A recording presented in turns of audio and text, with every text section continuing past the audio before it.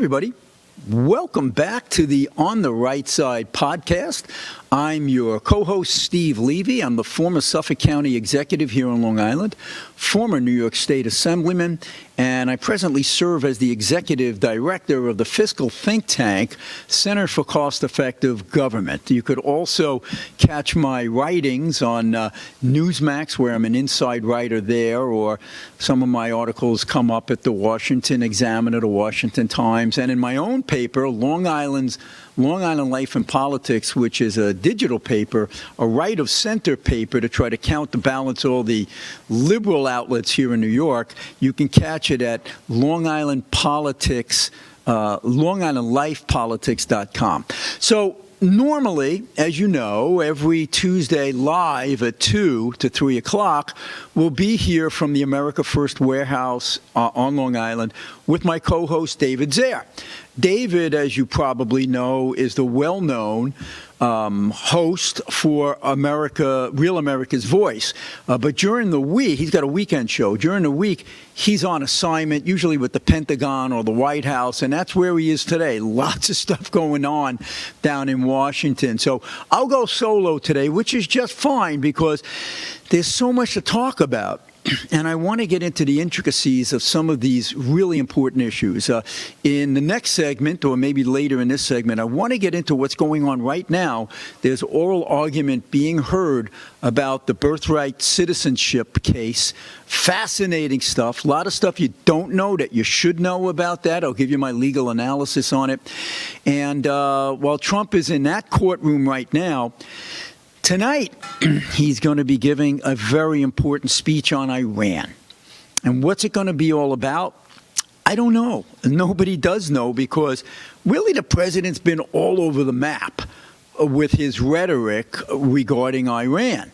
Let me tell you first where I come from on this, and then we'll try to guess what will the president say tonight in a live broadcast. I think it's 9 o'clock tonight.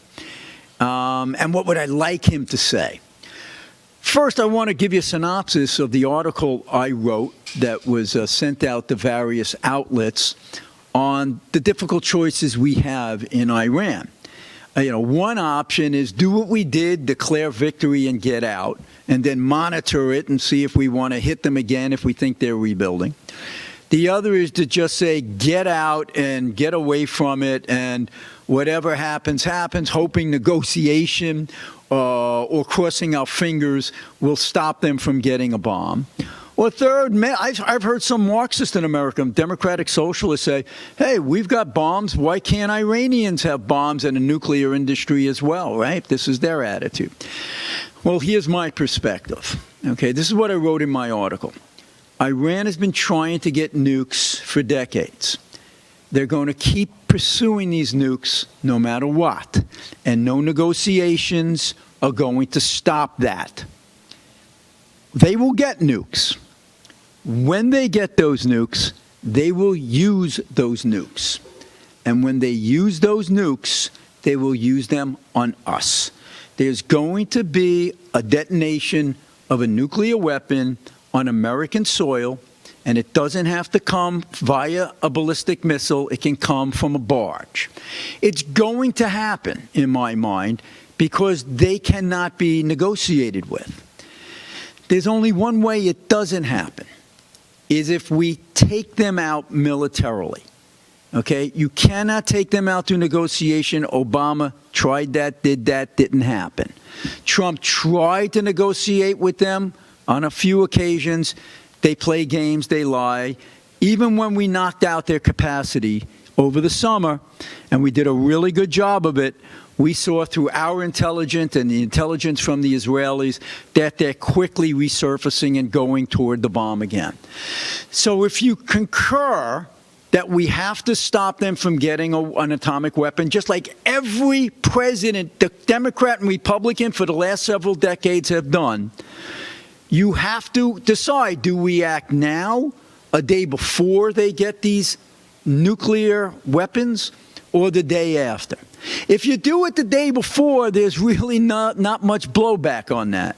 If you do it the day after, it could mean the lives of tens or hundreds of thousands of Americans, let alone Israelis and people throughout Europe. So the only way to stop these guys is militarily. Now, you might want to do it through regime change. It ain't easy, folks. We know that.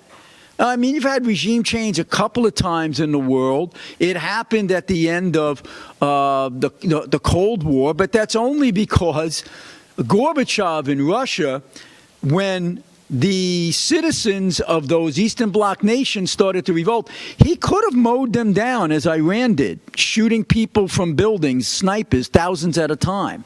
Or he could have crushed them as the Chinese did when they had their big test in Tiananmen Square. Didn't do it.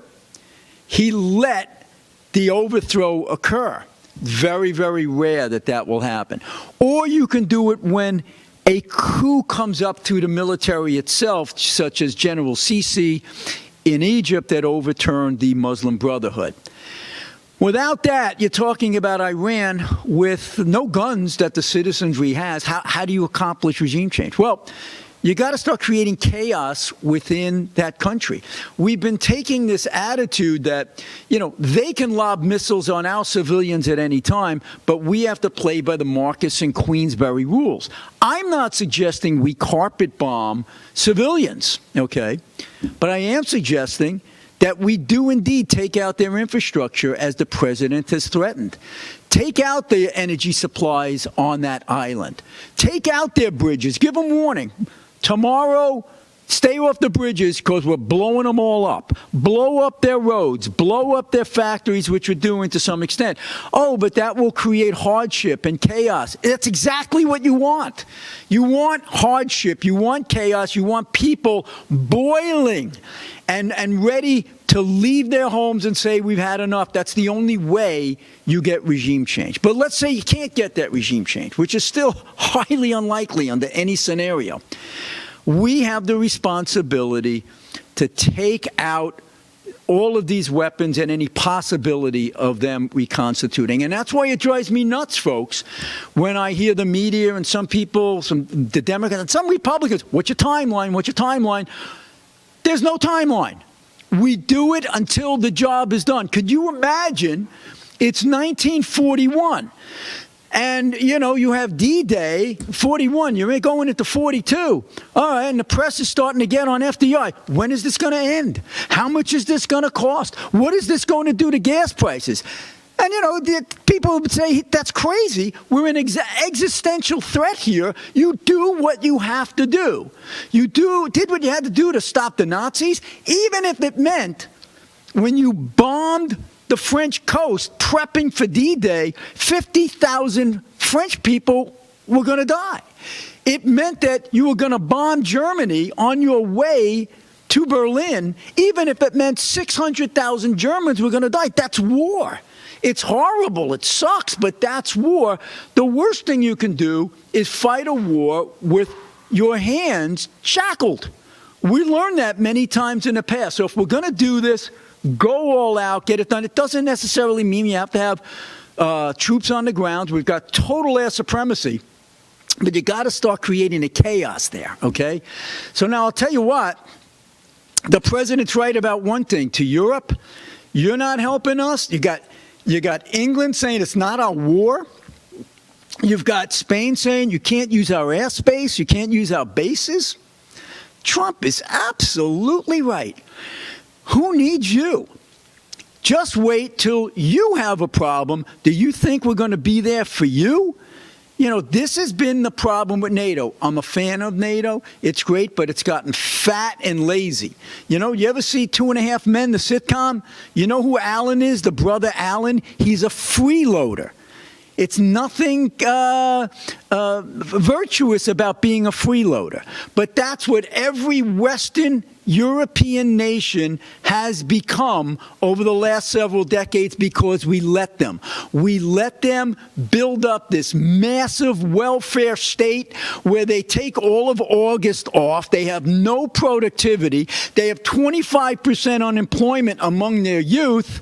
and they have this great healthcare system and all the free transportation and daycare because we're paying for it because we put up the defense dollars to protect their asses. Well, they sit back and say, we're not going to do it. Our cousins in America are going to do it. And finally, we have a president who says, enough.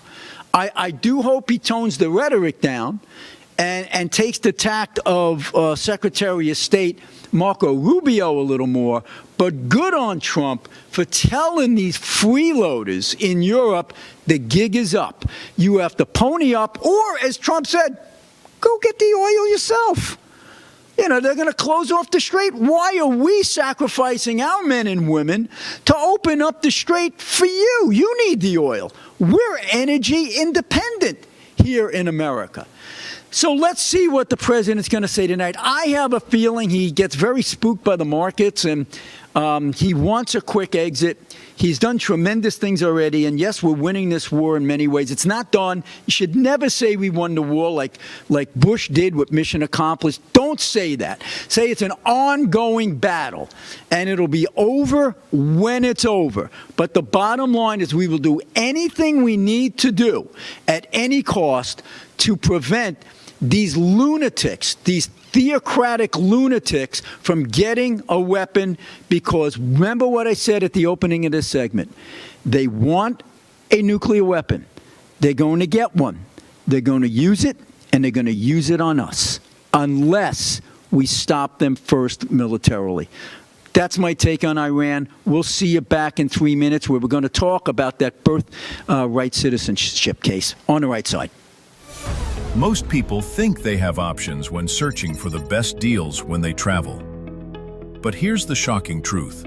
100% of the major travel agencies are owned by just two entities, Expedia and Booking Holdings. They claim to offer the lowest rates, but due to the hotel rate parity agreement, they all have the same pricing, limiting genuine competition. When you book through these sites, you act as your own travel agent, but the profits are going to organizations that don't support our patriot values. We cannot allow that to continue. So, we decided to make travel great again by starting a US-based travel membership platform, mypatriottravel.com. We are patriots helping patriots. Together, we can disrupt the travel industry by not spending our hard-earned dollars supporting the radical left. For just $29.99 per month, you gain access to true wholesale rates on travel, saving you on average 35% and up to 65%. Book as often as you like, with no limits. Keep your hard-earned dollars in your pocket and spend them on things you need and want to support. Go to mypatriottravel.com/TAFW and grab your membership today. mypatriottravel.com/TAFW. Making travel great again. Are you a true American? Then it's time to get connected. Download the America First Media and Television app and stay up to date with real news, bold voices, and live events from the America First Warehouse.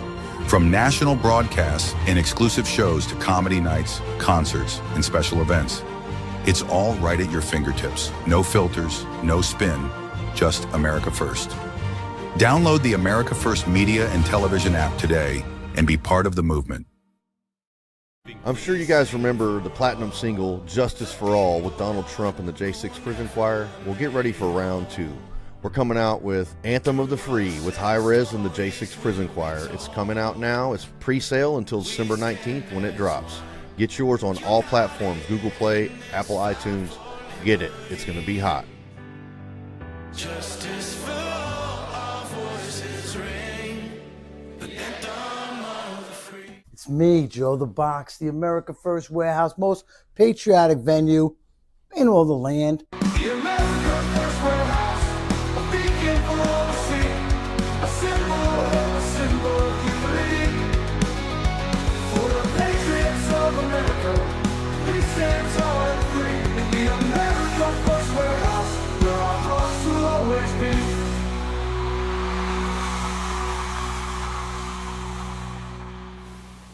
Hey, folks, welcome back to the On the Right Side broadcast here from the America First Warehouse in Ronkonkoma. I'm your host, Steve Levy. I'm here with you every Wednesday live from 2 p.m. to 3 p.m. Usually I have as my sidekick David Zare, who is from Real America's Voice, but he's on assignment down in Washington today. I want to let you guys know, if you want to follow all the amazing shows that come from this warehouse, just go to afshows.com. And if you want to find out about everything, the merchandise, the events coming up, go to the AmericaFirstWarehouse.com. And thanks to Joe the Box. Joe the Box, he's a mover. That's how you got the word box. His twin brother is John the Blanket.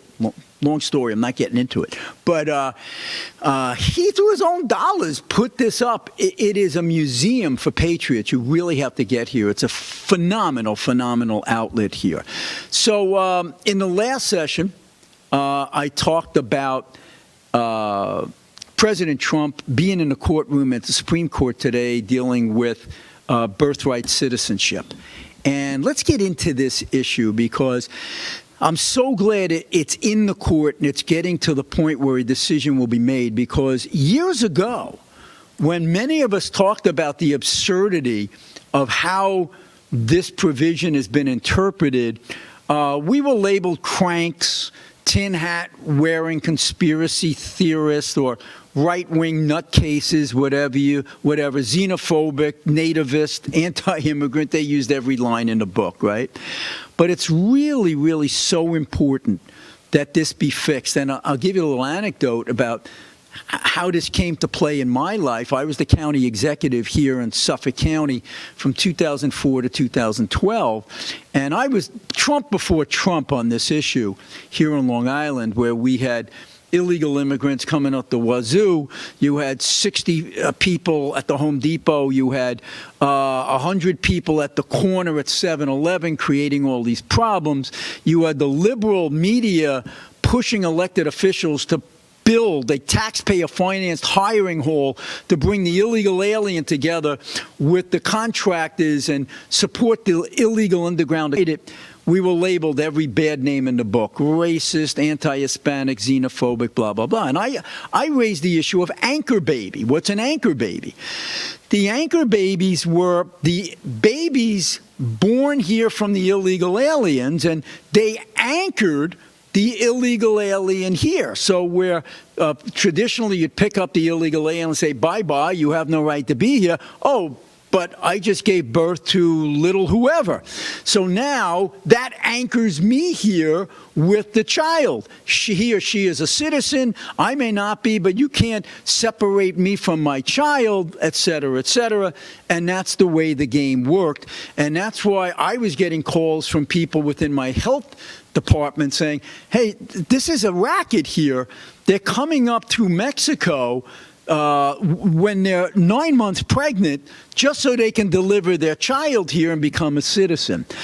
Well, President Trump is on to this and realizes how dangerous this can be, because the welfare state, through illegal immigration now, is getting to be out of control. It's just tremendous. So he's trying to get the Supreme Court to revisit this issue and say once and for all that just because you're born here does not mean that you're automatically a citizen.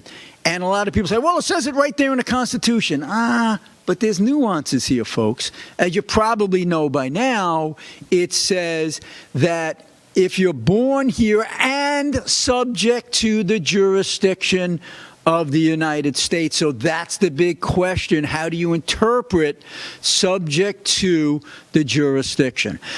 The Trump folks who are arguing, and most common sense people, are making a very good argument that if you look at the intention of Congress when they were creating this amendment, the 14th and 15th Amendments, okay, it was done for the purpose of protecting slaves. They were not citizens. The amendments made them citizens, and now they wanted to be sure that their children born here would also be citizens. It didn't pertain to illegal aliens or all these other people. But here's the more interesting point that people overlook. Don't look so much at the fact that this was created to protect the slave population so that they could be considered citizens.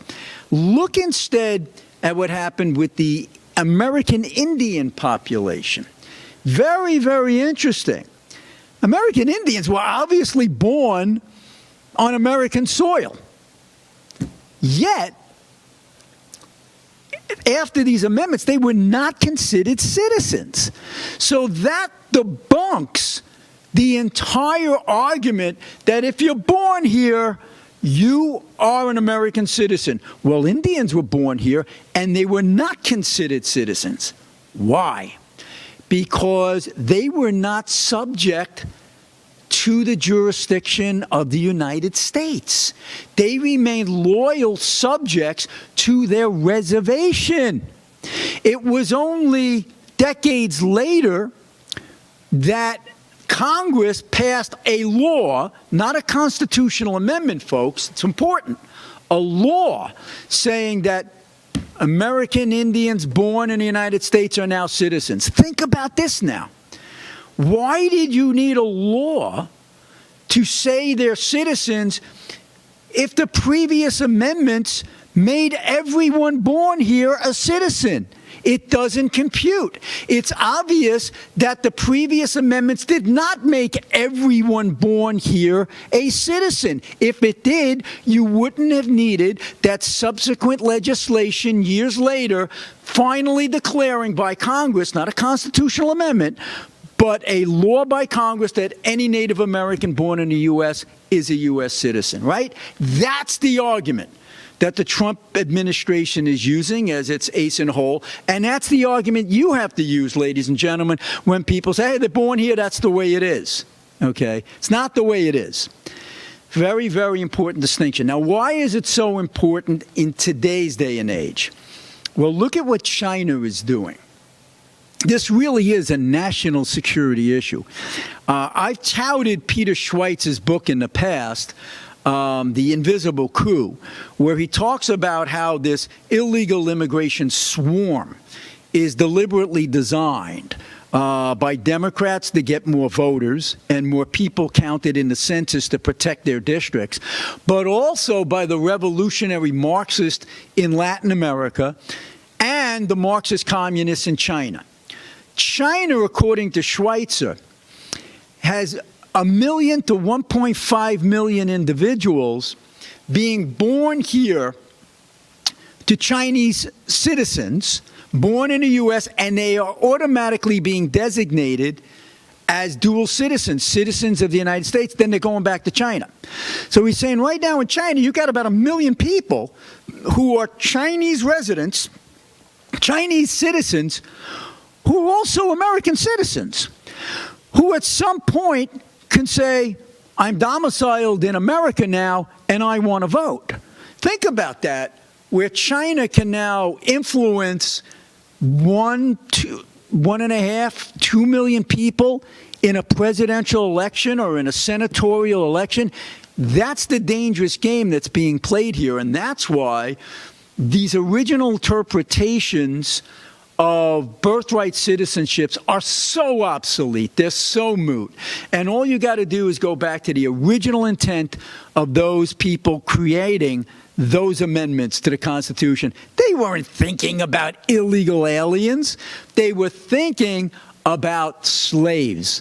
And thereafter, they were thinking about American Indians. They weren't thinking about millions of people flooding the border illegally. Or now what you have these mills up in China. There's actually these cottage industries where they help people come to America to pop out a child and then go back, and now you got the dual citizenships. Very clever by the Chinese, very foolish and vulnerable on our end. We really, really have to do something to stop this. Let me see if there's anything else I want to talk to you about. That. Yeah, this is interesting. Andy McCarthy, who's a brilliant lawyer, writes for the National Review. He believes that what the Supreme Court's going to do here is maybe split the baby. Most analysts are thinking that they're going to leave it alone. They're not going to overturn it because there are some precedents from some of these decisions over 100 years ago with these Chinese illegal aliens. But he thinks what they might do is say, well, there's nothing in the Constitution through the amendment process that gives birthright citizenship to anyone here. You still have to be subject to the jurisdiction, but it's up to Congress to decide what is considered subject to jurisdiction. That would be a good thing, because even though they may not overturn that previous Supreme Court decision, if they're now saying that the term subject to jurisdiction is interpretative and it can be changed by an existing Congress, that means with enough Republicans in Congress, we can actually have a vote and define what subject to jurisdiction means. And it means that if you're born of an illegal alien here in America, not good enough. Interestingly, the Trump administration had put in a safeguard. They said, we're not looking for this to be retroactive, just prospective. So if we win this, if you're already here, we're not making waves on that, at least not now. We want this ruling so that at least in the future, we stop millions of people getting citizenships from simply being born of illegal immigrants. Really, really, really important decision. We're glad that the Trump administration is taking this on. Stay with it. Stay with us. We have 2 more segments to go. We're going to talk about the shutdown. We're going to talk about the new yacht tax. It's going to be really interesting. See you in 2 minutes. Have you noticed your money just doesn't stretch like it used to? Your paycheck feels lighter, and your savings aren't growing. The culprits? Inflation and increased money supply. They've both been quietly eating away at your purchasing power for years. Today, the dollar's value has dropped significantly. You feel it every time you spend money on goods and services. Back in 1965, $1 or an ounce of silver could buy you a gallon of milk. Fast forward to today. That same dollar barely buys a couple of coffee creamers, while an ounce of silver would get you 8 gallons of milk. Gold and silver have held their value for centuries. If you had 2,500 ounces of silver back in 1965, you could buy a brand new Ford Mustang. Today, 2,500 ounces of silver would buy you 2 Mustangs. Similarly, in the year 2000, 628 ounces of gold would buy a new $170,000 home. Today, 628 ounces would buy you a $2,500,000 home. The problem? 95% of Americans don't own physical gold or silver. They think it's too complicated and too expensive, but it doesn't have to be. We offer a membership program that allows you to buy gold or silver with as little as $1. You can buy fractional amounts, safely vault them, or have them delivered to your doorstep, and you can liquidate them whenever you want at the highest buyback price in the industry. Ready to protect your wealth and keep your purchasing power? Scan the QR code or go to tafw.soundmoney.com to learn more. If the vote count is accurate, then how come the number of voters is different? And if it's not accurate, then why was it certified? We are suing Letitia James and the New York State Board of Elections for a conspiracy against fundamental rights. This is not about who won. It's not about what party. It's about the fact that they don't care about your rights. All right, live from Studio 6B on a Friday night, live at the America First Warehouse. It's me, Joe the Box. And I'm John the Blanket with the America First Podcast. That's what I'm talking about. The Fred Rubino Podcast coming to you from the America First Warehouse. Welcome, everybody, to the James Justice Show, tearing these airwaves apart with all the craziness that goes on in the world. Welcome to the Patriots Podcast. Good evening, everyone. Hey, everybody. Welcome back to the On the Right Side podcast here at the America First Warehouse in Long Island, New York. Shane Jenkins here with another episode of Liberty's Cage. Hi, everyone, and welcome to our podcast, Red, Right, and True. We are streaming live on America First Media and Television app. Welcome, ladies and gentlemen, Kevin Downey Jr. podcast. Be free, stay free. The America First Warehouse, where our hearts will always be. Hey, folks, welcome back to the On the Right Side podcast. I'm Steve Levy, your co-host, normally here with David Zaire from Real America's Voice, but he's on assignment. I'm the former Suffolk County executive here in Long Island. I am a former New York State Assembly member, and I'm the president and chief executive of the fiscally conservative think tank, the Center for Cost-Effective Government. You can find all of my stuff on stevelevy.info or the Center for Cost-Effective-Government.org. Also, check out my digital newspaper, Long Island Life and Politics. That's LongIslandLifePolitics.com. You get a right-of-center take on things going on locally in the state and in the nation.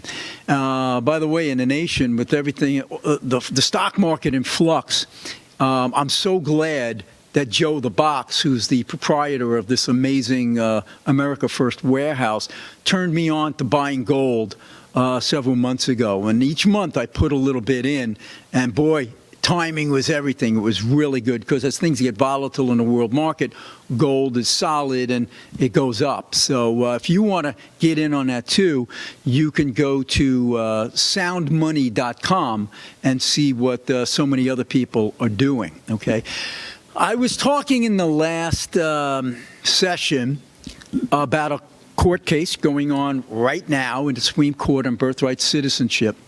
Another court case just came down over the last couple of days, totally bonkers. One of these activist liberal judges just ruled that President Trump could not defund National Public Radio or or PBS, Public Broadcasting Service System, right? Think about that. They said, this judge says, you're violating the free speech First Amendment rights of NPR and PBS if you cut their funding. How stupid can you be? You're not stopping them from saying what they want to say. What the president and Congress were saying is, we don't want to fund you with taxpayer dollars to do it. You can go out on the street corner and raise as much money as you want, just like NBC, ABC, Fox, Newsmax, whoever, and go into the market and say whatever the hell you want to say. But for this judge, this ignoramus, to say that they have a constitutional right, a First Amendment right, to keep getting tax dollars from you and me to spew their propaganda is beyond. And I don't care if they're spewing propaganda from the right, the middle, or the left. You can say whatever you want, but we don't have to fund this stuff. This is a different world than where we were when I was growing up, before cable, before streaming, when we had 7, 8 channels. Okay, you had Channel 13 in my area. It was public broadcasting. And you were able to get opera and Sesame Street and some other educational things that you might not have gotten anywhere else. Okay, it was money well spent for this or that. You don't need PBS to get Sesame Street anymore. There's 150 Sesame Street type of things out there today through streaming, through the internet, through cable TV. Why does PBS have to take my money to do this? Absolutely absurd. So glad the administration and Republicans fought this. This is going to be overturned on appeal.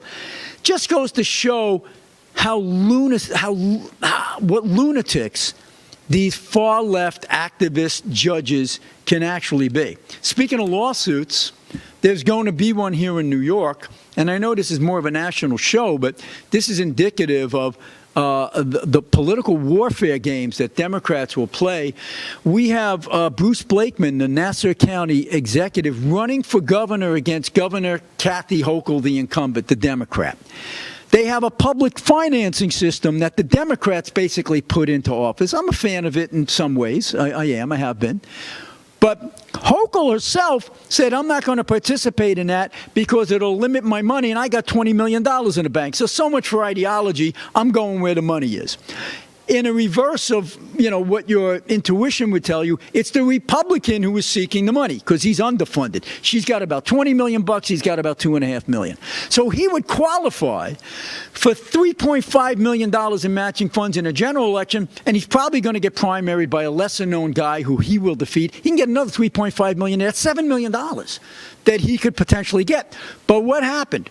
They disqualified him yesterday from getting the funds. Why? They say he did not place on his application form the name of his lieutenant governor. Well, here's the problem with that. It had always been in the past that the governor would put in his form, the lieutenant governor would put in separate form. They changed it at the last minute with not everybody knowing about it. At the time, Blakeman submitted his form. He didn't even have a running mate, a lieutenant governor person, so it's just him on it. But here's the biggest kicker of all. The Democrat-controlled Finance Board creates a new law and tells them that you have to list both, but they give them the same form as they always had, where there's only one name, just the gubernatorial candidate's name on it. No space for the lieutenant governor's name. So the guy filling out the form says, okay, Bruce Blakeman, I'm running. There's no place for a lieutenant governor guy. Puts it in, they come back and say, oops, sorry, gotcha. You didn't put in the lieutenant governor's name, you're out. And by a 4-3 decision, they are denying him these funds. Of course, it was a 4-3 4 Democrats, 3 Republicans on the vote, and that's the way it is. Now, this is going to be challenged, and Blakeman will probably win. But how long is this going to take? How much money is it going to take to get there? He will have probably wasted months in the process. Maybe he wins in August, September, when the election is almost over. That was the intent. That was the game that the Democrats were playing, gaming this system. I hope they don't win, Wyatt, but they just might, unfortunately. All right, let me segue. The shutdown. I'll tell you, Trump was brilliant on this one. I didn't agree with everything he did on this because when they had a compromise, I wish he would have rallied around it, but it became irrelevant anyway because the House said there's no way we're voting for any bill that defunds ICE, so that's not going anywhere. But along comes Trump brilliantly saying, hey, we've got a state of emergency here. I'm just going to fund it. I'm just going to put the money in and start funding them. And he's basically challenging the Democrats. You don't think I have the power to do this? Sue me. Let's see. Can you imagine the Democrats going to court to say, hey, Trump exceeded his authority in taking money from one part of the budget and paying the guys at the checkout line, the check-in line at the airport, the TSA agents. Can you imagine them doing it? Because all this time, the Republicans and their friends in the media have been trying to deny that this is the doing of the Democrats, when it obviously is. They did not want ICE funded, but guess what? ICE was already funded in the big, beautiful bill of last year. So the ICE officers were getting funded no matter what. What they had to do was get the spending bill passed for the TSA agents. That's Homeland Security. That's the Coast Guard. That's the people at the check-in at the airport, right?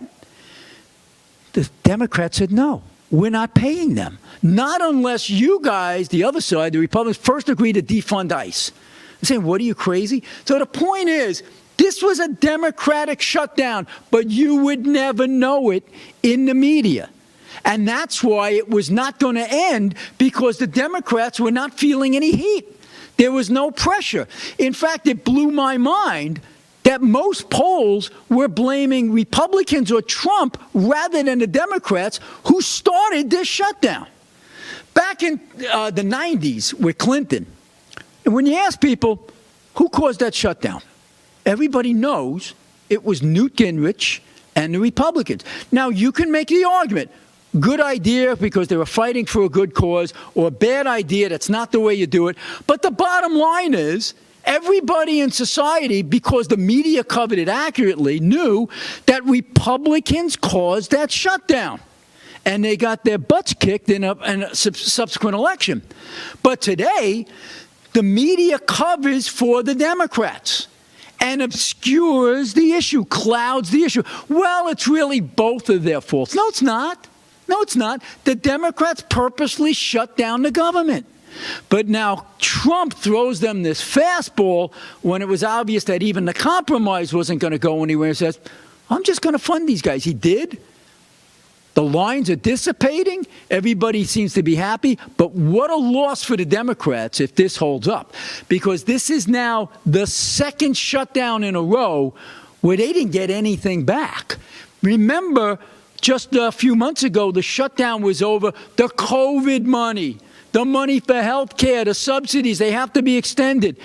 Have you heard anything about that in the last several months? So the Democrats aren't concerned about it anymore, right? Because they don't need it as leverage, as an excuse to justify their shutdown. Now it's all about ICE. What do they really want? They want to sow chaos. Why do you sow chaos when you're not in office? Because many people in the public who are uneducated will say, they're in office, there's chaos, it must be their fault. And that's what happened in 2020 with chaos because of COVID, chaos after George Floyd and all the riots. Did people blame the Democrats for instigating those riots, which they did? No. They said, Mr. Trump, you're in office. I don't like all of this craziness. I'm going to vote for change. And that's what the Democrats are trying to do with these last two shutdowns. That's what the No Kings rallies are all about. It's all about chaos. That's what this wilding is, with these hundreds of young people raiding stores and Democratic prosecutors let them off the hook. They want the chaos. It's the Marxist playbook. Create the chaos so that the public says enough, change the government. Fun stuff, more to talk about. Stay with us on the right side. We'll see you after the commercial break. You've worked hard and saved, but inflation and increased money supply are eroding your buying power. Protect and grow your wealth with physical gold and silver. Sound Money. With a Sound Money wallet, your wealth stays in your control. Buy fractionally, vault securely, ship directly, and instantly liquidate your gold and silver at the highest buyback price in the industry. Real money, real ownership. Visit tafwsoundmoney.info or scan the QR code and start securing your financial future today. The America First Ultra MAGA Store. For all your MAGA needs.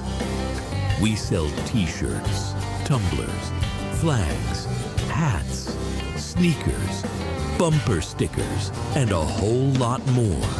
The most patriotic America First retail store. The America First Ultra MAGA Store. Get ready to move and celebrate freedom like never before. The America First Warehouse proudly presents Freedom in Motion, America 250. Join Lisa for an electrifying dance fitness fundraiser designed to get your heart pumping and your spirit soaring. This dynamic 6-week session is perfect for all fitness levels, whether you're just starting out or ready to level up your routine. Feel the energy of an epic patriotic playlist. Boost your fitness, learn exciting new moves, and relieve stress while having an absolute blast. All for just $100 per person, and it all supports a great cause. Spots are limited, so don't wait. Come dance, get fit, and celebrate America 250 in motion. Corporate transfer. Fine professional, moving and storage, and inventory management.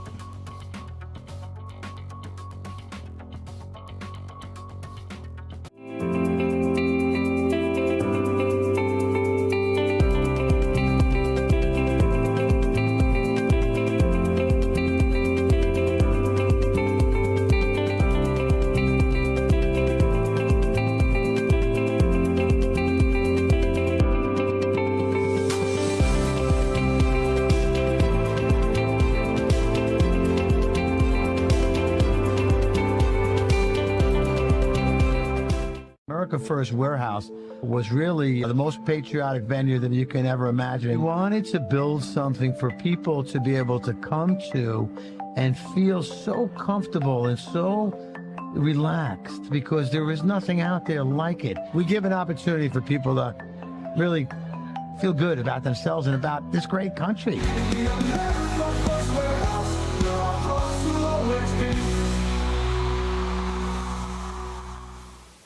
Hey, folks, welcome back to our last segment for this edition of the On the Right Side podcast. I'm Steve Levy, your former county executive here in Suffolk County, former New York State Assemblyman, and the executive director of the Center for Cost-Effective Government think tank. I'm usually here with David Zaire from Real America's Voice. He's on assignment. Thank you again to Joe DeBox for giving us this amazing venue every Wednesday. At the last segment, I was talking about how the Democrats, the liberals, and their friends in the media, and most importantly, the Marxists, and there's such a big component now within the Democratic Party, the Democratic Socialist wing of the party, they want chaos. They want chaos in the streets. They want chaos in the economy because they feel, as Saul Lewinsky said in Rules for Radicals, that if you create enough unrest, enough chaos, enough dislocation in people's lives, and that includes having massive increases in crime and letting out criminals, just create total chaos so that people say, burn the whole system down and start all over again. That's what they do with a lot of their actions to shut down the government, et cetera, et cetera. But you see it very clearly as well with the No Kings rally that you saw last week. Now, granted, most of it was peaceful, and they have every right to go out and say whatever they want, though a lot of it did evolve into some violence. But it's so ironic that these folks are claiming, oh, we've got a king in there who, is autocratic, and we want democracy and freedoms.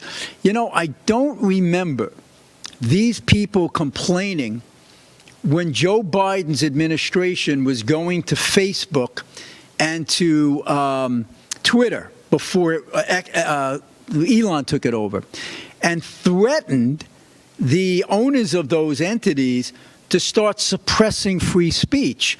Or, that's a really nice license you have there. It'd be a shame if somebody took that away, or you are now liable for X, Y, and Z. Nobody complained about that, these democracy lovers, right?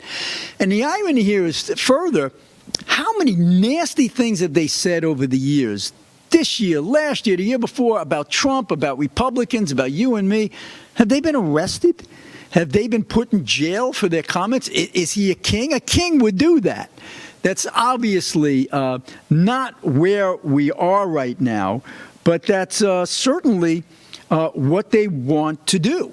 Now, what's interesting about these protests, and don't think I'm exaggerating when I talk about the Marxists and Saul Alinsky and the communists, they actually had people marching in these protests with hammer and sickle communist flags. You had flags being carried for Hamas. This is like absolutely unbelievable. So these people who are complaining about America's system as being autocratic had nothing to say about the Iranian theocracy that was blowing people's heads off with snipers in buildings and killing tens of thousands of them who just wanted to protest. No one was complaining about China that continues to hold the Uyghurs, the Muslims in China, in prison camps. That's okay because neither one of them are white. It only comes into play when it's white Christians who are somehow suppressing people of color. That's all they care about. Violence on people of color versus person of color, they don't care about that. A person of color against white, they don't care about that.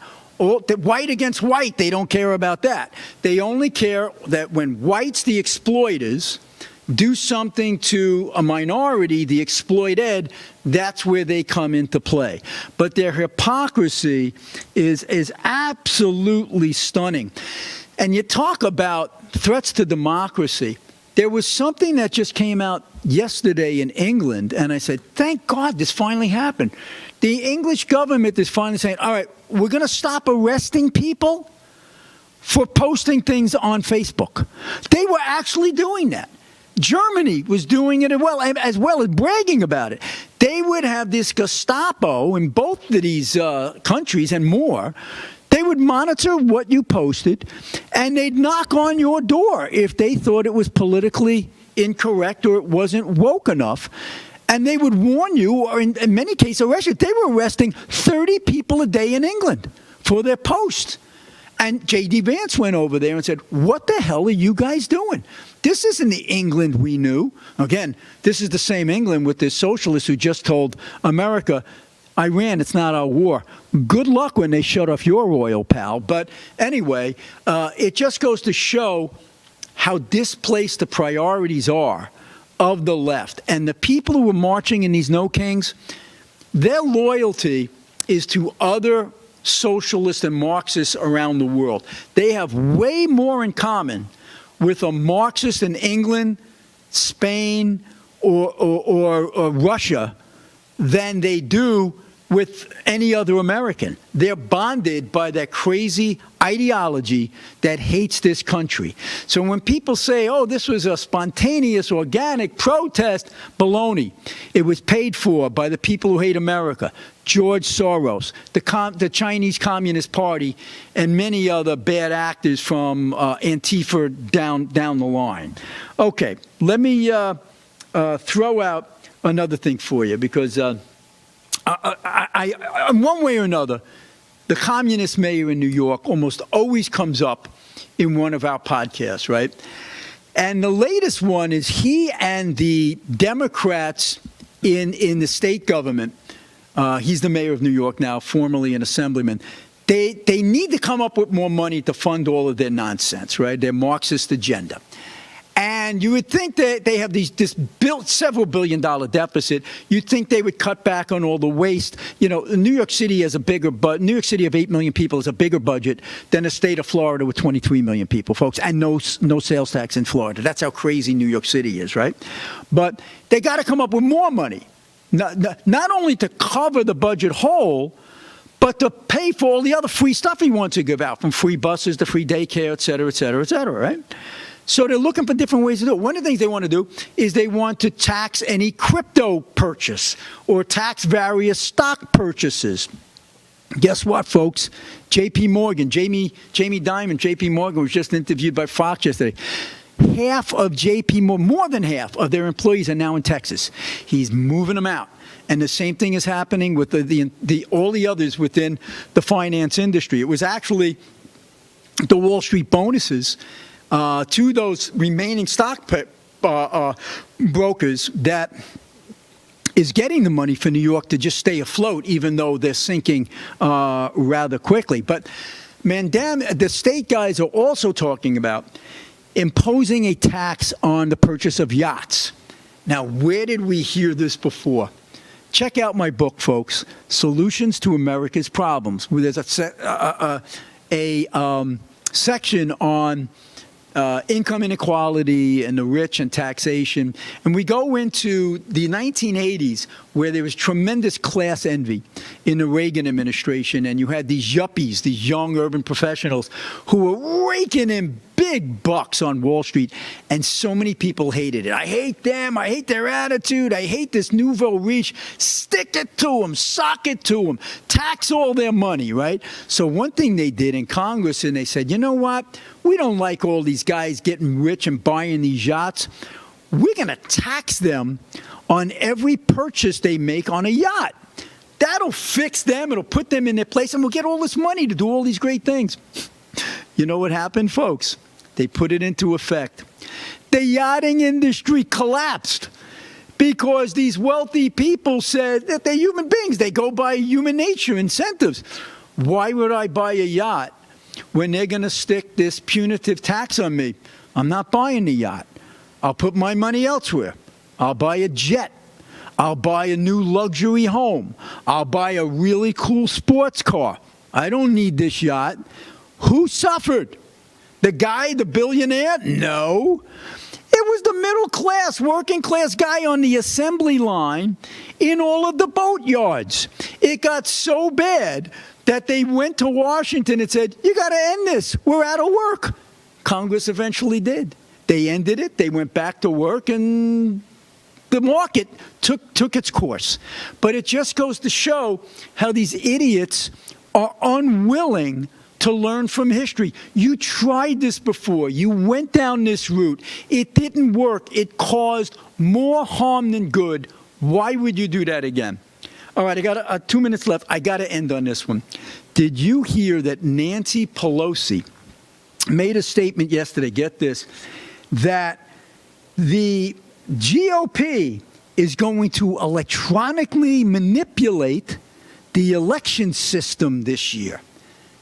That's Nancy, the Democrat. Wait a minute. Weren't the Democrats saying for the last several years now, these were the safest elections ever? There's no threat to our election systems. These electronic machines are perfect. These Republicans are making this up. It's a conspiracy. Interesting. Now all of a sudden she's saying the Republicans have the wherewithal to get in there and manipulate these machines. Well, listen, I don't think the Republicans are going to do it. I don't even think the Democrats are going to do it. I do think the Chinese will try to do it. I think the cyber crooks in Iran and Russia would try to do it. Now, we don't have an integrated system that you monkey with one electronic system, it will pollute them all. But you don't need a lot of votes to be turned to turn an election. If you just do it to 1 or 2 precincts, you can have a markedly different outcome on an election. So keep it in mind, folks. It's funny how the worm turns, where all of a sudden they're conceding, hey, this electronic stuff, we're not too sure about it. If a Republican says it, you're a conspiracy theorist and an election denier. When Nancy says it, the media says, ooh, isn't that interesting? Par for the course, folks. We're going to be here every Wednesday to expose this hypocrisy and the double standards in the media, folks. We're going to be back next week with David Zaire on the Right Side podcast, coming from you from Long Island, New York, every Wednesday at 2. We'll see you next week. For the patriots of America, we stand tall and free in the America First Warehouse, where our hearts will always be.